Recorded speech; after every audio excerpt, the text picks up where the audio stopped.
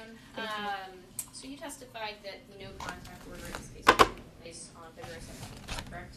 Yes, I believe that's correct. All right, and was that at Mr. Petrenko's arraignment? It should have been first appearance. Okay. And were you present at that arraignment? No, I was not. And, but it is your understanding that Mr. Petrenko did not have an attorney at that court appearance, correct? I'm not aware if he did or not. Okay. Do you remember writing a police report about the violation of the contact order? Yes, I did. Okay, do you remember in that police report indicating that Mr. Petrenko was pro se? There had been statements that I had heard since the incident to that point that he would potentially go pro se. It had not been, I've not seen a document where he had declared that. There had just been statements that he might go pro se. Okay, so based on your knowledge, in your report, it seemed that your understanding was he was pro se. No, it was my understanding that that's a possibility. Okay. I did not know that it was at a fact, because I believe there's a process you have to go through to declare that so that you can begin to get records. And I had not received information that he had fully declared, but that there is the possibility he could have declared pro se. What does pro se mean? Just he's representing himself. He's going to be his own defense counsel. okay, so that means they don't have an attorney. Well, they are their attorney, I guess. Okay, they don't, yeah. They don't have an appointed attorney or a hired attorney outside of themselves. Correct. Okay. All right. And do you know if he had an attorney present to explain the no contact order to him? I don't know that for a fact, no. Do you know if at his arraignment he expressed any confusion about the no contact order? No, I don't know that. Do you know at his arraignment what he was exactly advised of in regards to what he was restricted? I wasn't at the arraignment, so I can't answer that question. Okay, and are there cameras in these courtrooms? Yes, there are.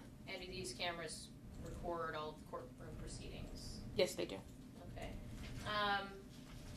And so if a videotape of Mr. Petrenko's arraignment were produced, would it show whether he expressed... Objection calls for speculation. Sustained. Have you reviewed the video of his arraignment? No, I have not. Do you have the ability to review that video? Yes, I can. So at this point, it sounds like you don't know what his level of understanding in regards to the no contact order was at his arraignment. I would think I would have to discuss that with him. I know that at arraignment, the order is explained by the presiding judge. But I think that'd be something that we would have to sit down and he would have to explain his understanding. Okay. But on that day when the no contact order was put in place, you don't know what was said and what wasn't said, correct? I know that the order would have been explained by the presiding judge. That is done every time. Okay, but that's an assumption based on what you think would have happened that day, correct? Yes, based on what I've seen in other cases happen, yes. Okay, but you don't know what happened in this case? No, not for a fact. Okay. Do you know if Mr. Petrenko knows how to read the English language? Yes, I believe he does. Okay, what's that based on? He has an active Facebook account. He posts things on YouTube. I think all that would, and it's in English.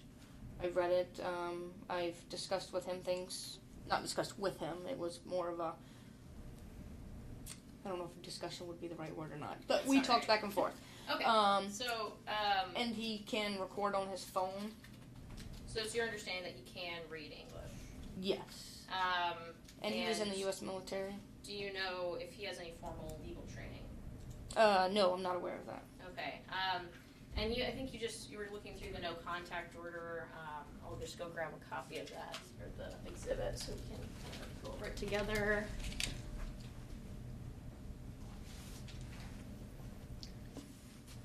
All right, I'm passing forward City's Exhibit 2. Yes, ma'am.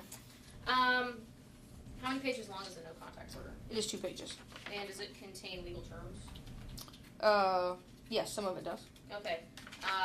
Does it refer to RCW Chapter 26.50? Yes, it does. Okay. And does it refer to RCW Chapter 10.99? Yes, I believe it does. I don't see the exact place where it says that, but on other orders I've seen it does. Okay. And does it refer to Federal Code Section 18 U.S.C. Section 922, subsection G, subsection 8, subsection 9? Can you tell me where you're looking? Yes, I see that on the second page. Okay, and so the no contact order cites to specific statutes and laws. Yes, it does. And is it your understanding that people are just assumed to know what these specific laws and legal terms mean? Objection, calls for speculation. Sustained. Okay. But as you said, this order contains specific statutory codes and legal terms. Yes, along with everyday language. Okay, so it's a mixture of both, you're saying? Yes. All right.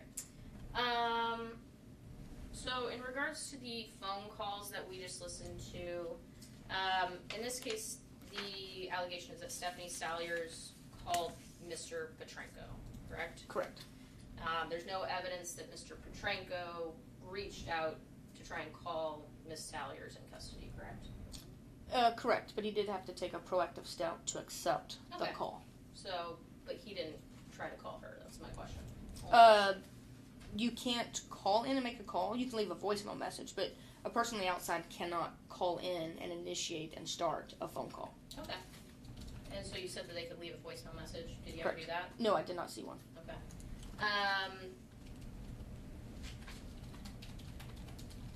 Did you ever ask Miss Salyers, did she ever place a call to Mr. Petrenko? No, I did not.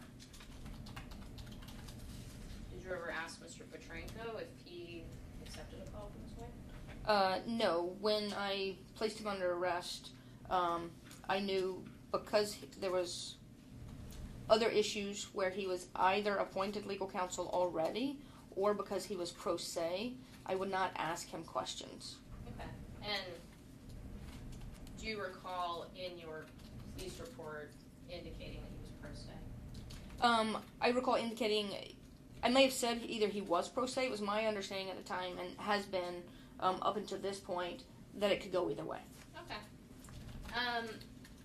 So when there's a no contact order in between two people and one of those people is in custody, is it possible to block certain phone numbers from the Telme system Objection, relevance. Overruled. so that those phone calls can't be made to a certain number? Yes, it is. Okay, and so your testimony is that you listened to a phone call that you believe was placed on February 23rd, and you believe that it is between Stephanie Salyers and Ilya Petrenko? Yes. Okay. Did you block the number? No, I did not. Why didn't you block the phone number? It's not my legal obligation to keep Ilya from violating the order. It's his obligation to not violate the order. In other cases which are similar, if I block the number, the other person will just get a new phone number and it will continue. I've worked cases where the person on the outside has had 5 phone numbers. So I those could, are other cases, though. This is just, Right. we're just talking about this case. right, but my practice is until it becomes extremely necessary, I don't block the number because they will just get a new phone number, new phone number, new phone number, new phone number. So it's Were you just waiting to have them allegedly violate the order again? the Objection, relevance. Overruled. The first case on its own was not as strong as I would have liked it to have been for a prosecution, so I did wait to see if they violated it again. So does that mean in the first call you couldn't really identify who they were? No, I could. So you were just waiting for them to violate it again? Is that what it is? Objection, asked, answered. Sustained. Do you remember being interviewed by a defense investigator on February 23rd this year? Yes. Okay. Was it February 23rd? I believe so. Do you remember in that interview saying that you held off on referring charges because you wanted to see if they talked on the phone again? I could have. Okay. To see if a second violation would be stronger for a court case. Okay. So you wanted them to, kind of see if you could add more charges. I would like for them to abide by the law. I was waiting to see if they made the adult choices to not abide by the law and then take action. Okay, but you could have blocked the number and... Objection, again, asked, answered. Your Honor. Sustained. Okay. So, you testified that you use the Telmate system to identify who people are. Is that correct? using their pins, and that's how you can see who's placing the call from custody? That's one piece of the puzzle, yeah. Okay. And how are those recordings stored? They're stored on a secure server out of state. How often is the Telemate system tested for accuracy? I don't know how Telmate tests for accuracy. Okay. Do you know if or when or what the last time it was tested for accuracy? No, not specifically. I do often see a Telmate engineer logged into the system. I know they constantly work on the system for a variety of whether it's experiencing problems, whether they're updating it, but I don't know specifically what the engineers do on a daily basis as far as testing the system. Okay. Is it your understanding that engineers, when they're working on it, are maybe fixing problems with the system? It could be anything from replacing a new phone. If one of the phones inside, a lot of times inmates will have a hard time hearing. If they make enough complaints, they'll replace equipment. It could be anything, yes. Okay. And do you know if the system was tested for accuracy on or about February 23rd of this year? No, I don't know. And do you know if it was tested for accuracy on or about February 29th of this year? No, I don't know that. Okay. And when you listen to a call that's recorded on Telemate, how do you know when the call was placed? Telmate gives that information, so whenever I go into the Telmate system, I can look up an inmate's name. I can go to their call records, and any call that has been attempted, successful, disconnected, whatever the case may be, it does it in chronological order, and it just goes down. It lists the date, the time, the duration of the call, the phone number that's called, and then you can listen to it and make notes on it. Okay. And you don't, do you know who puts that information into that system? It's my understanding that it's just generated, just as when we make a telephone call, the timestamp of when you make the call, how long the call is, the call you, the number you called is in your phone. Okay. Do you know, can you say with certainty that it is a computer and not a person manually inputting it? I am very certain that it is not a person manually entering it. Okay. What is that based off? That is based off of the company services several jails.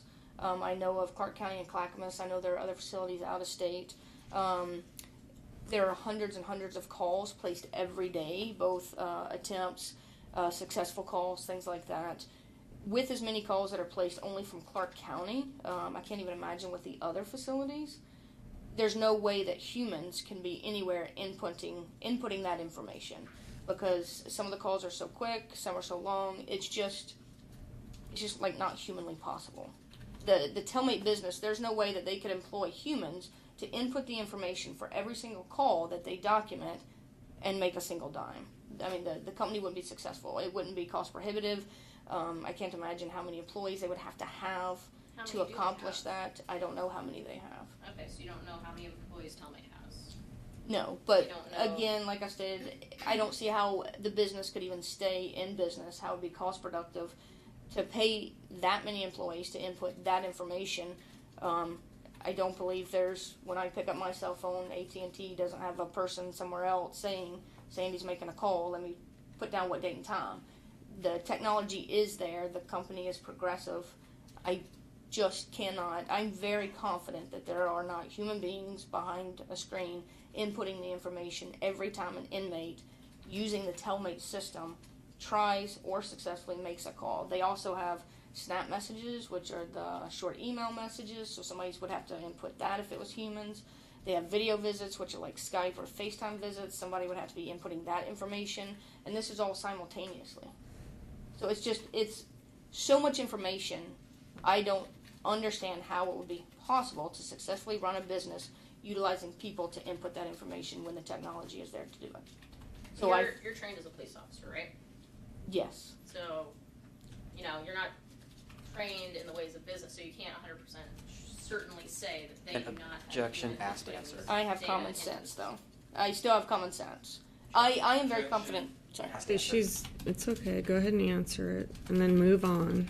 I feel very confident 100% that there is not a human on the other end when every single inmate picks up some way to access the outside world to the Telmate system, putting the information in. Okay, and the Telmate system is the only way that you receive the computer information as to when a call was placed, and the date, and the time, and the length.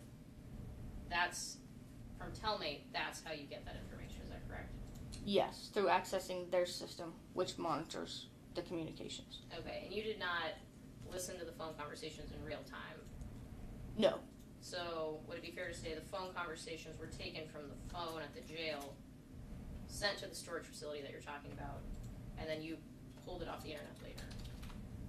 We can access live calls. So But in this case, you didn't do that, right? no. Okay, so just talking about this case specifically.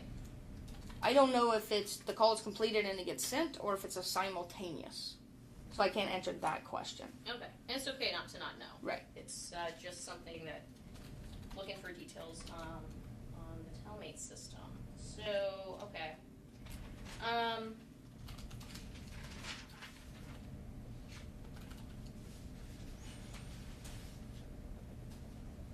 So, in looking at that order that you have right in front of you, the no contact order, we're just gonna move on from the Telmate system. So, Mr. Randall had you read a section at the bottom that says warning. Yes. Okay, and can you read the first sentence of the warning section? Yes. It says violation of the provisions of this order with actual notice of its terms is a criminal offense under Chapter 26.50 RCW and will subject a violator to arrest. Okay, so that sentence says actual notice, correct? Correct. Does it say constructive notice? No. Okay. Alright, I have no further questions. Redirect. In your opinion, were those calls on the 23rd of February and the 29th of February true and accurate? Yes.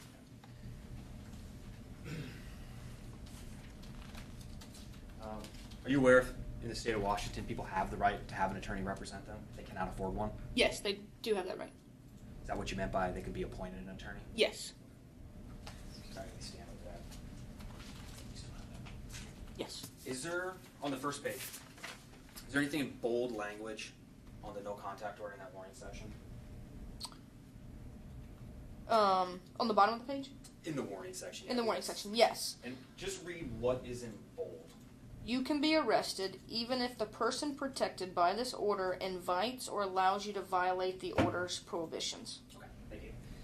These questions are just kind of going here and there. When you listened to the call on the 23rd, was there anything threatening in that call that caused you concern for either party or the community? No. Okay. And from an evidentiary standpoint, you worked in law enforcement how long? 19 and a half years. Okay. So based on your law enforcement experience, comparing the two calls, the one on the 23rd and the one on the 29th, these are February again, which one is, from an evidentiary standpoint, would you say is one stronger than the other? Yes, absolutely. The call from the 29th is stronger. Why is that? Due to the information, he calls her his wife twice while speaking to Smoke. They talk more at length about specific things in their life. But specifically, he actually physically refers to her as his wife twice. Do you recall when you listened to the call on the 23rd? I believe it was on the 23rd. Okay.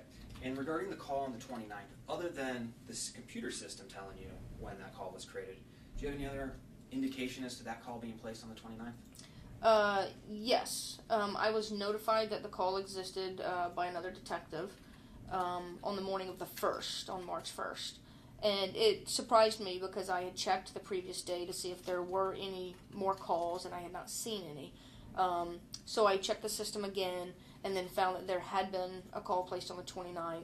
I listened to that, found that it was better as far as evidentiary value.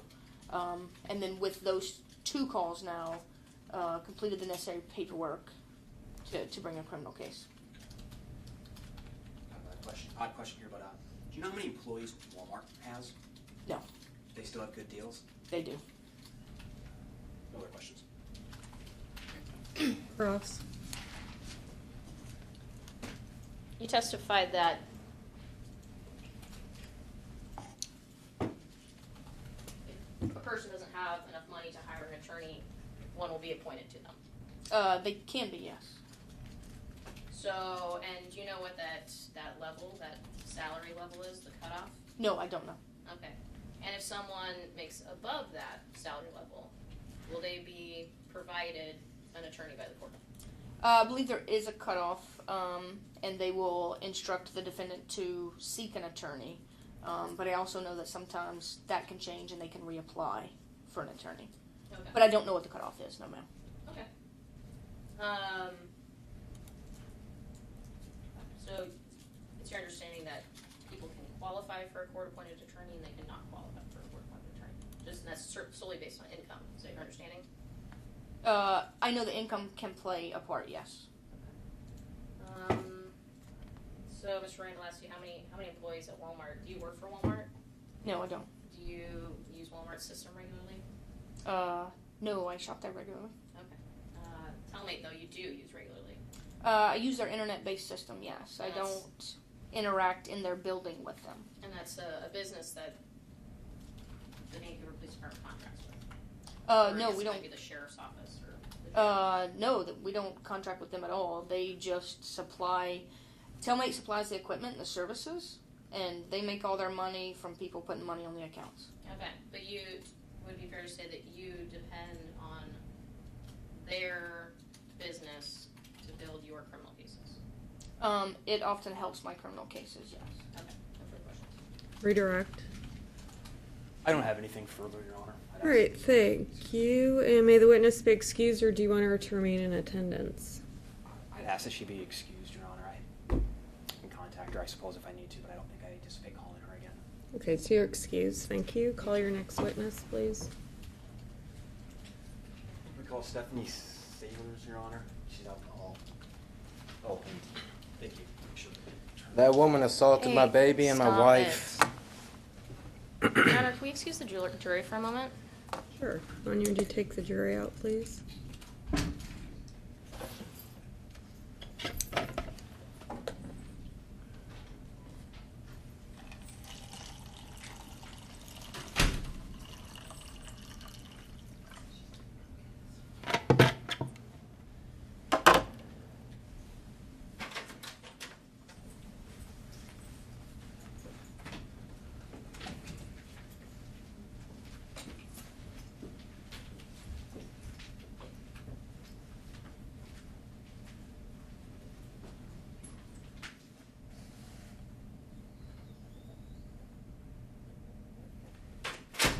Yes.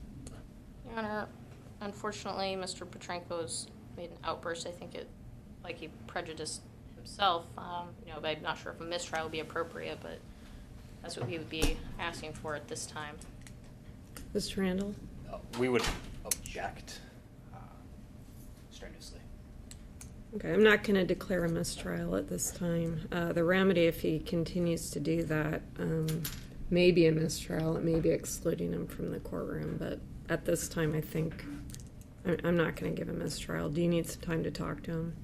Yes, please, Your Honor. Okay, so we'll take a 5-minute break.